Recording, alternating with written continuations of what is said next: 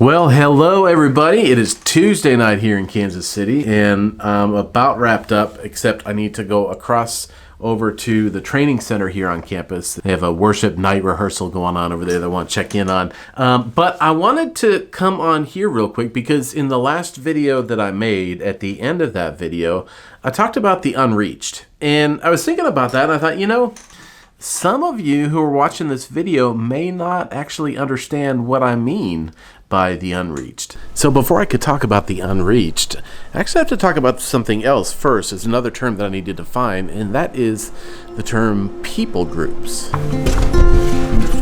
And a people group is defined as a group of people who have a common affinity with one another. Usually a people group is organized around a common language or a common culture or maybe a common class.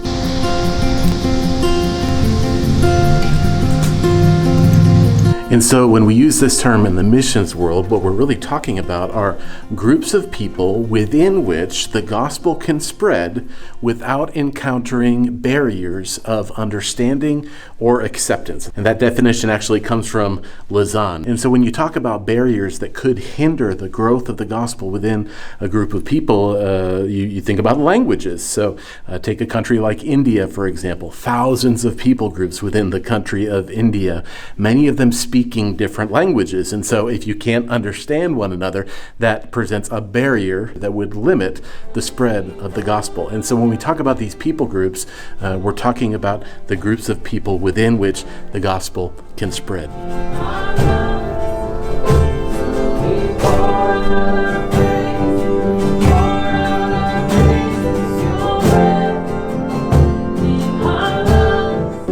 So they're over there practicing for our Next Steps event that we have coming up in November. I'll put a link to it, by the way, down in the description.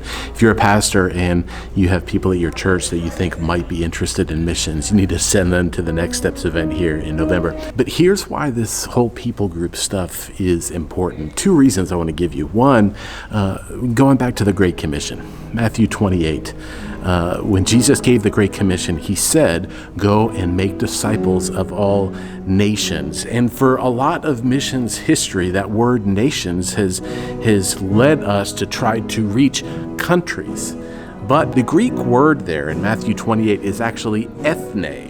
The Greek phrase is panta ta ethne, and that word ethne is actually where we get the English word ethnic. And so when Jesus gave the Great Commission in Matthew 28, what he's really saying there is go make disciples of all the ethnic groups of the world. And so as we look at these socio-linguistic groups of people, not just socio-linguistic, but there are other categories as well. But as we look at these groups of people, there are thousands of them. There are 280 something countries in the world today, but most would say there's probably something like 16,000 people groups out there. And here's the other reason that's important. Not only did Jesus have this in view when he gave us the Great Commission, but when you fast forward to the end of the story and you go to a passage like Revelation 5, you see this image there. In fact, hold on, let me read it. I had it already up on my Bible app. I was just reading it the other day.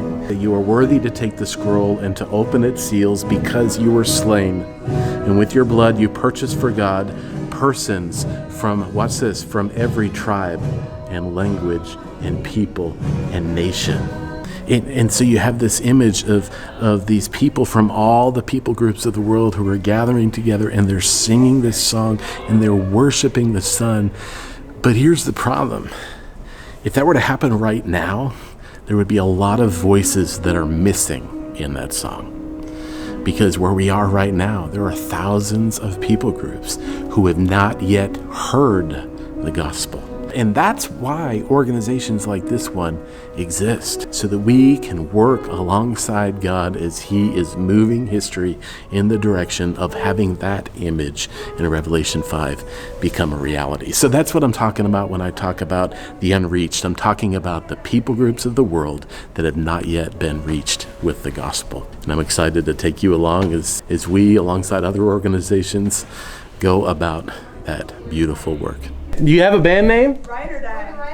Ride or die. Ride or die. But Ryder, like your last name. Yeah, I got it. That probably shouldn't go on the line. Grant's last name is Ryder. Leah's last name is Ryder. Right. I gotta tell you, it was hard to leave Haiti. Being able to work with these guys, so much fun. All right, that's it for this video. Love you guys. We'll see you in the next one.